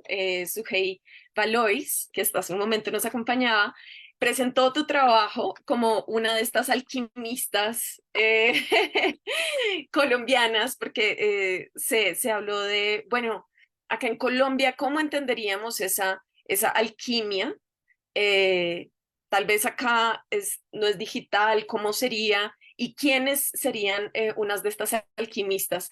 Y precisamente da la casualidad de que Sujei te presentó como una de estas alquimistas y habló de cómo en tu trabajo proponías todo esto, que es una lucha política y que la lucha política también se da y se tiene que dar en la literatura infantil. Am, entonces, no, perdón, me emociono, pero No, muchas gracias. Y bueno, le dicen a Sujei también, por favor, que muchas gracias por ese reconocimiento. Y por supuesto que la literatura es política y la literatura infantil mucho más. Es que estamos interviniendo de manera directa en las vidas de los niños y las niñas, ¿ves? En su pensamiento crítico, en su modo de ver el mundo. Entonces, yo siempre le digo a los mediadores, tienes que saber a quién le sirves con lo que haces, a quién le sirves con lo que escribes.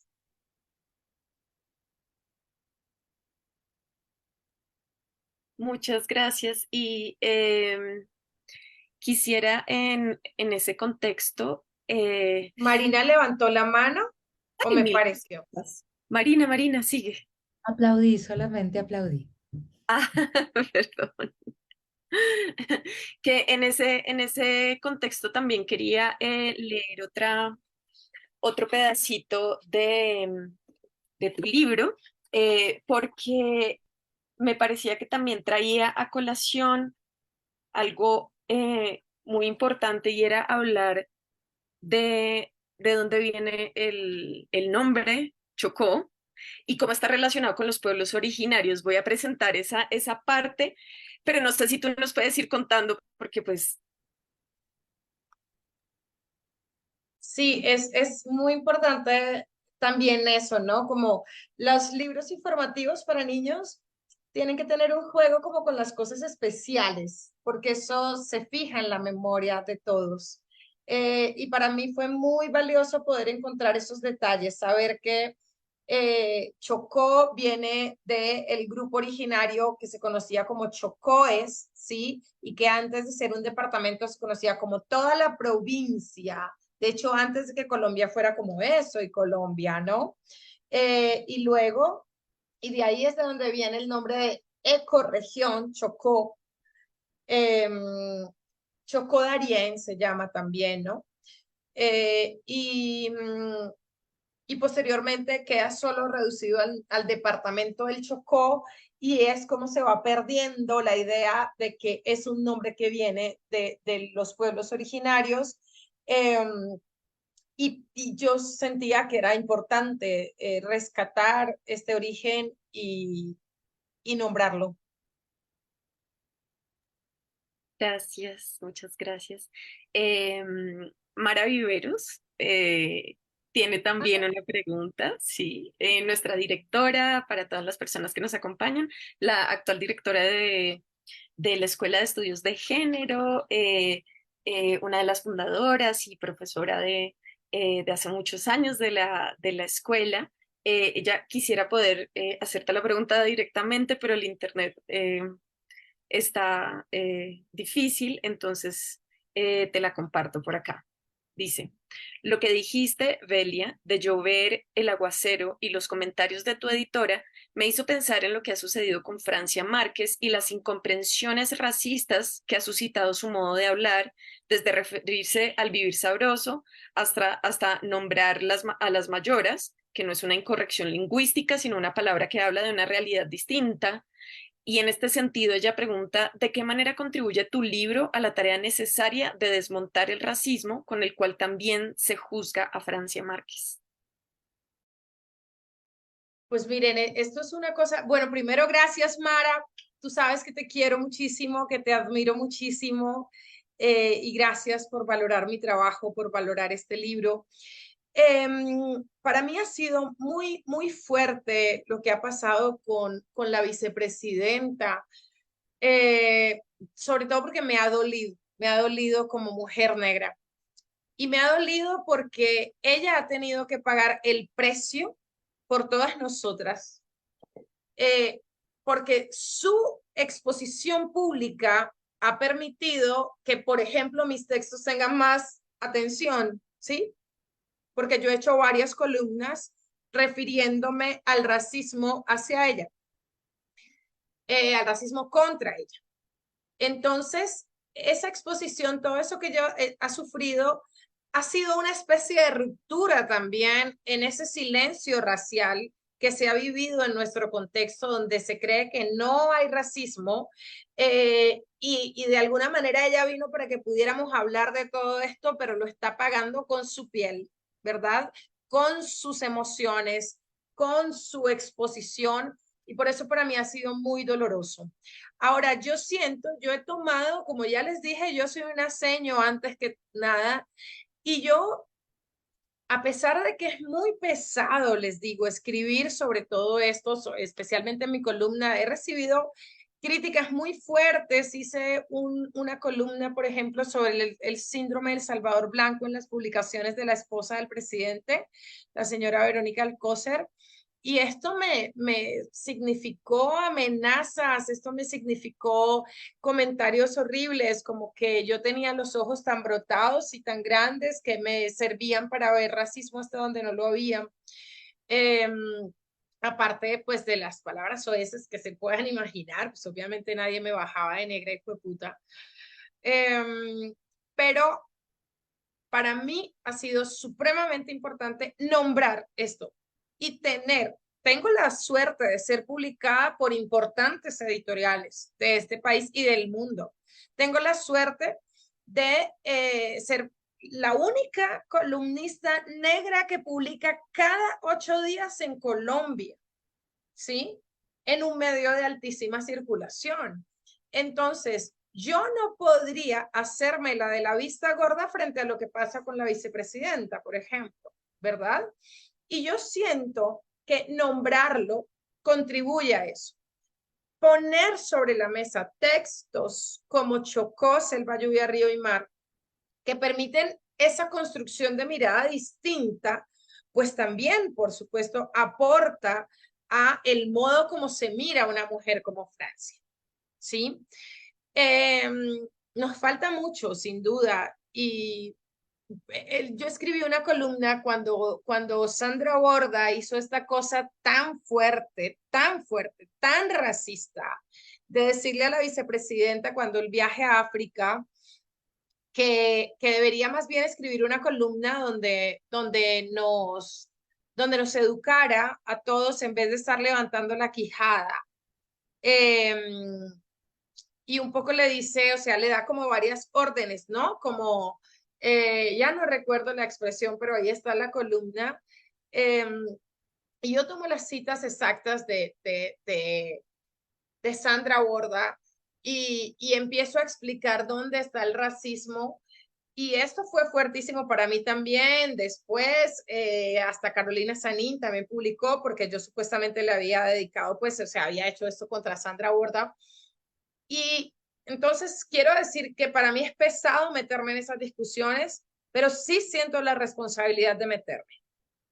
Y no es en una defensa de la gestión de la vicepresidenta. De eso no tengo que hablar, no es mi asunto, pero sí tengo que hacer una defensa de lo que significa el racismo en nuestro país, ¿sí? Y con los innumerables, aunque los han contado, ataques que ya ha recibido, sería absurdo que una persona que como yo hoy puedo decir que es una voz pública, porque sí, ya puedo aceptarlo y puedo decirlo con tranquilidad, sí lo soy, no podría pasarlo por alto.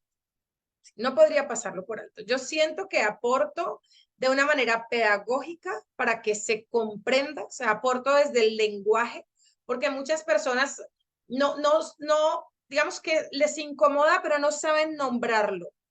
Sí, incluso de pronto la misma vicepresidenta a veces no da explicaciones suficientemente claras, sino que también repetimos, porque nos pasa a todos, en alguna medida, ciertos lugares comunes, ¿no? O no somos capaces de expresar ¿Dónde está el problema con esa actitud en lo que nos dicen o en lo que nos hacen? Yo siento que yo aporto de alguna manera con algo de pedagogía, con algo de una explicación quizá más cercana y con una ampliación de la conversación, indiscutiblemente. Muchas gracias. Y bueno, espero haber respondido, Mara, también.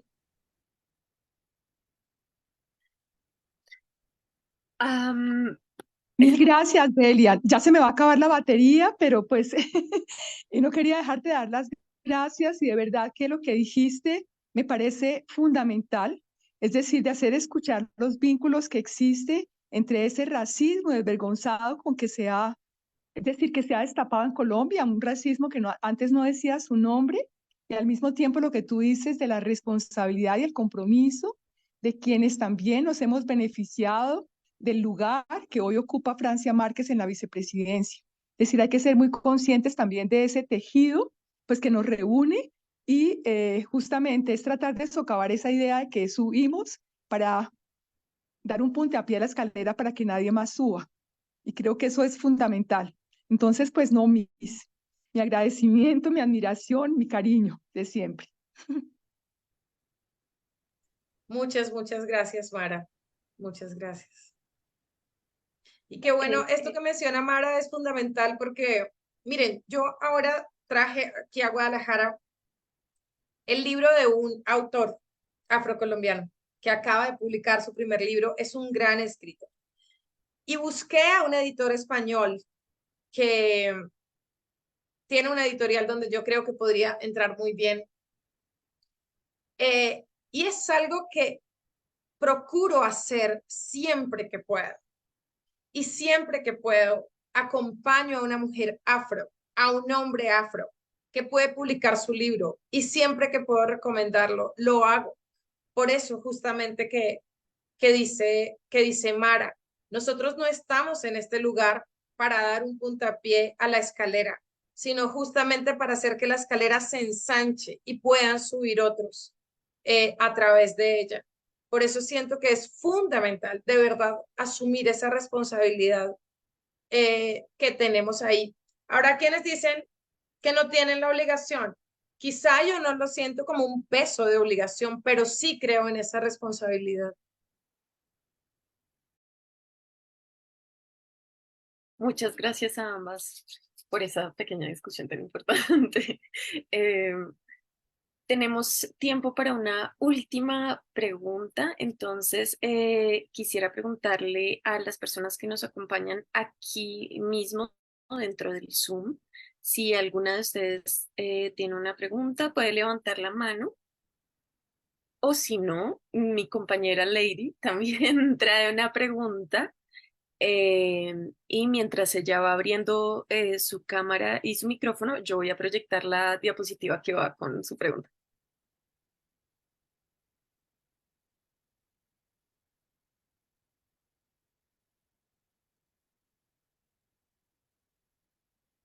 Sí, no hay otra pregunta, ¿cierto? Hola. No puedo prender la cámara porque justo estoy grabando y transmitiendo. Entonces, sí, si la prendo, se interrumpe todo. Entonces, un poco la pregunta va encaminada en como por un poco explorar la decisión creativa y narrativa que tuviste de que la relación central de Emilia fuera con su papá y no con su mamá. También un poco encaminado a, pues, el lugar que yo he visto que es acá en el centro del país y que muchas veces las relaciones que vemos en familia están, pues principalmente son entre mamá y hija, y como que las labores de cuidado están desde el lugar de la madre. Esa es mi pregunta. Muchas gracias, Delia.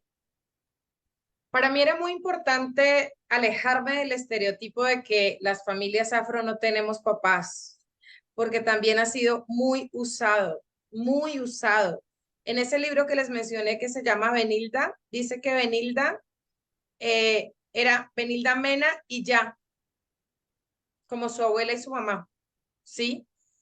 Y yo no quiero decir que no haya, por supuesto, madres solteras y que no haya padres que nos abandonen. Claro que los hay, por supuesto, pero también hay familias, digamos, funcionales y hay familias heterosexuales y hay familias conformadas de esta manera. Entonces también puede haber historias de esta manera, ¿sí? Y también hay familias donde no hay una hegemonía matriarcal, ¿sí? Entonces yo quise que esta historia fuera así simplemente por alejarme, por dos razones. Una, por alejarme de la reproducción de esa idea, que no estoy diciendo ninguna mentira, ¿sí? Ni estoy siendo moralizante, hay 1000 familias así. Y otra, pues porque mi papá se acababa de morir y yo tenía una relación muy cercana con mi papá, ¿verdad? Y por eso el libro se lo dedico a mi papá. Y justo de esas relaciones de donde viene, que mi relación era con mi papá, ¿sí? Pues también tuve una relación muy amorosa con mi madre, pero me crió mi abuela, la mamá de mi papá. Y antes de mi papá estaba mi abuelo. Entonces también cuando Emilia va donde la familia materna, pues que era mi familia paterna, entonces íbamos de paseo con mi abuelo y mis tías me arreglaban y me peinaban. Sí, no era mi abuelo, sí, por ejemplo, sí, y con mi abuela materna tengo una relación rarísima. Es como, somos de igual a igual, sí, somos como amigas. No es como mi abuela, la madre linda. No, con mi abuela hablo más, por ejemplo, de sexo, pues sí, de mis relaciones de pareja con mi abuela materna. Esa es mi realidad, ¿sí? Y mi mamá era muy chiquita y somos como hermanas. Tenía 17 años cuando me tuvo, entonces yo no tengo esa relación. De hecho, mi abuela se ríe mucho porque cuando estaba muy chiquita yo no decía mamá, sino que decía como esta muchacha, pero ya después aprendí a decir mamá y bueno, es mi mamá y la adoro, por supuesto, y tengo una gran relación con ella, pero, pero pues también es que está muy reiterativo esto también de que esas son las únicas familias, pues no tenemos solo esas familias, ¿sí? También tenemos estas otras y su mamá no desaparece ni deja de tener una relación, una presencia relevante, tiene una presencia muy relevante. De hecho, sí, por ella es que está escribiendo este diario, porque la mamá le insiste, es casi un compromiso con su mamá, el diario, no tanto con el papá. Sí, con el papá se va de paseo, como yo me iba de paseo con mi papá, pero hay unas cosas que son ahí claramente decisión de la mamá de Emilia, ¿sí? Entonces, y la mamá además es una mujer lectora, profesora de español, es una figura presente, por supuesto, que además la orienta también en cómo acercarse a la naturaleza. Algo que quería decir que no dije ahora es sobre la importancia de estos colibríes para darle conflicto y movilidad a la historia. Para mí era muy importante y fue lindo que quedara en este asunto del cuidado, ¿no? En este asunto del otro hogar, que es una madre colibrí teniendo sus hijos. Entonces, igual está también ese ejercicio ahí de la maternidad. Muchísimas gracias. Yo estaba buscando quitarme el silencio y nunca silencio mi micrófono. No sé, Lady, si quedaste satisfecha con mi respuesta, si quieres saber algo más. No, sí, sí, quedé muy satisfecha. Muchas gracias. Bueno, se nos fue el tiempo volando. Bueno, teníamos preparadas muchas más preguntas, pero había muchísimo que conversar y bueno, por lo menos yo quedo muy feliz. En realidad, la conversación que tuvieron, las preguntas de Marina, abordaron pues muchísimos de los temas que traíamos, entonces lo que hicieron realmente fue abrir más preguntas y, y yo quedé con ganas es de releer el libro con todas las claves que nos has dado. Eh, Realmente te agradecemos muchísimo. Gracias Marina, gracias Belia, porque este es como les contaba, eh, Mara ya desde hace un tiempo quería iniciar este tipo de círculos sobre literatura infantil, poder seguir extendiendo estas conversaciones con una perspectiva de género interseccional, perspectiva feminista, bueno, ampliarlas mucho más y ojalá esto fuera el primero de muchos eventos eh, de este tipo. Quisiera darles el espacio en caso de que quieran decirnos algo de cierre, despedirse. Yo llego hasta aquí y le agradezco a todas las personas que nos están siguiendo por Facebook y a todas las personas que se conectaron por el Zoom. Am, y bueno, muchísimas, muchísimas gracias. No, muchas gracias a ti, Juliana, muchas gracias, Marina, muchas gracias a Mara, a todas quienes se conectaron. Yo pues me siento muy honrada, muy halagada. Siempre que esté a mi alcance voy a estar con ustedes. Espero que analicen el próximo libro, 10 lunas para una espera, de Arrullos, de una madre que espera a sus bebés, como les conté. También una madre en mi contexto, por supuesto, que es el Chocó. Eh, y bueno, el que sigue es protagonizado por una mamá y una hija y un cangrejo ermitaño. Para niños, ¿no? Antes hay otros, pero siempre, siempre que esté a mi alcance acá voy a estar conversando porque creo profundamente en la importancia de estas conversaciones y en que nos permiten ver mucho más allá y crecer realmente como sociedad y en particular nosotras como mujeres necesitamos tener estas conversaciones. Muchas gracias, sí. Necesitamos seguir conversando, así que gracias, fue un privilegio conversar contigo. Muchas gracias, Beli. Chao.